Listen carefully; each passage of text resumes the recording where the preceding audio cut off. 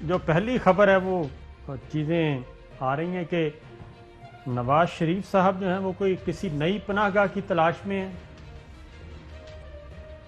بسم اللہ الرحمن الرحیم. ان کی پناہ گاہ تو بعد میں دیکھتے ہیں کہ وزیر اعلیٰ پنجاب سردار عثمان احمد خان بزدار جو ہے ان کو کرونا نکلا ہے، مثبت نکلا ہے ان کا رزلٹ، انہوں نے آئسولیٹ کر لیا. تو اپنے ذاتی اختلافات یا رائے اپنی جگہ، اللہ تعالیٰ ان کو لمبی عمر اور اچھی صحت دے، آمین. اب آپ بات کریں کہ جو نئی پناہ گاہ ہوں گی، تو اس کے بارے میں یہ ہے کہ 3 دن پہلے کوئی خبریں ہمارے پاس جو ہے باخبر ذرائع یہ کہہ رہے ہیں کہ ایک سعودی وفد جو ہے نواز شریف سے ملا ہے ان کے بیٹے کے دفتر میں. تو وہاں کافی دیر ان کی بات چیت ہوئی ہے لندن میں. جی. تو اب آپ نے دیکھا کہ جو آخری پریس کانفرنس کی ہے مریم نواز نے، جی، اس میں وہ اکھڑی تھیں اور ان کا کوئی پلایا عمل، کوئی پلان، کوئی بات چیت، اس میں کوئی ربط نہیں تھا، کوئی ضبط نہیں تھا، کوئی ڈائریکشن نہیں تھی.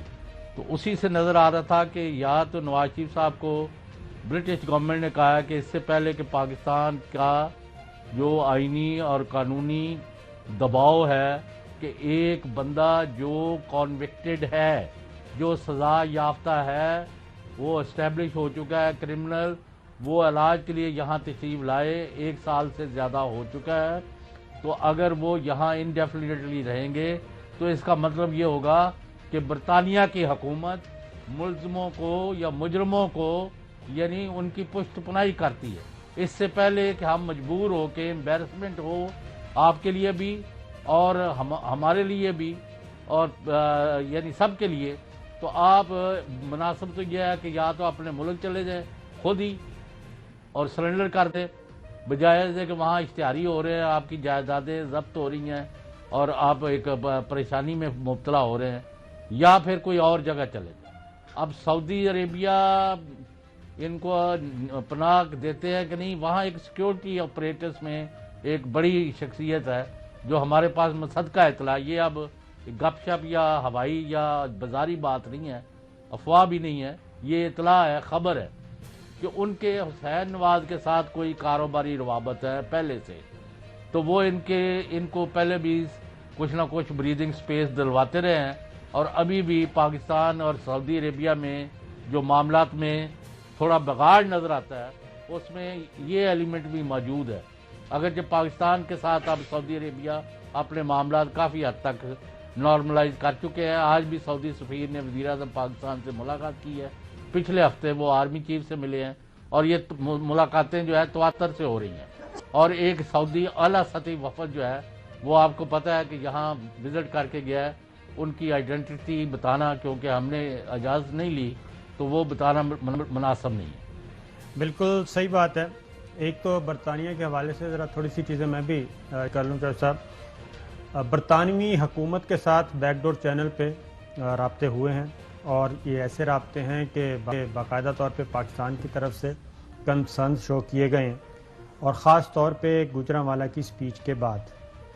گوجرانوالا کی سپیچ جو کہ نواز شریف نے کی، اور اس میں ہماری عسکری قیادت کو براہ راست انہوں نے ملائن کیا، اور ایک طرح سے کافی حد تک انہوں نے ایک فوج کے اندر ایک کو کروانے کی کوشش کی. یہ نواز شریف کا ٹارگٹ تھا.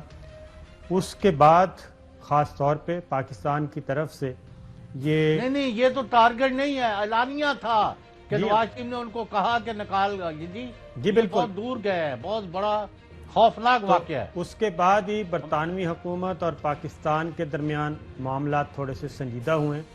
اور آپ کو یاد ہوگا کہ ایک تو برطانوی جنرل ہیں وہ آرمی چیف سے ملاقات کی تھی انہوں نے GHQ میں، اور دوسرا وزیر اعظم عمران خان کی ٹیلی فونک کال ہوئی تھی پرنس چارلز سے، اور پھر اس کے علاوہ ایک خط بھی لکھا جا چکا ہے، اور تحریری طور پہ بھی برطانیہ کو یہ پاکستان کی طرف سے شدید ترین تحفظات کا اظہار کیا گیا کہ جناب یہ کوئی نارمل اور عام شہری نہیں ہے، یہ سزا یافتہ ہے.